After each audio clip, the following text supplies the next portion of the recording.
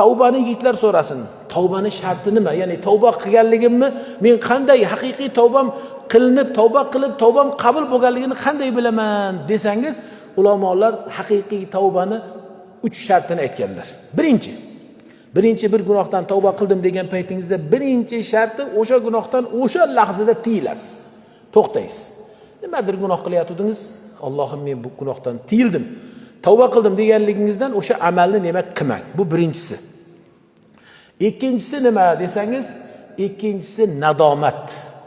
O'sha qilgan gunohlaringizga pushaymon bo'lasiz. Agar qalbingizda shu gunohni qayoqdan ham qildimmi? Shuni men qilib qo'ydim-da, shuni ko'p qilganman-da. Nega endi shu o'sha zamonlarda, o'sha vaqtlarda men aqlim qayoqda ekan? Domlam aytar edi, ustozlar aytar edi, bilib turib, qarang, hatto bilib turib qilasiz uni. Lekin nadomat chekasiz-ku, u tavbangizni chinakamiga. Uchinchi sharti nima deyilsa, alla yauda ila zalikal zamb deyiladi. O'sha gunohga qaytmaysiz. Bo'ldi. Mana shu 3 ta shart bo'lsa, sizni inshaalloh taala tavbangiz nimadir? Qabuldir.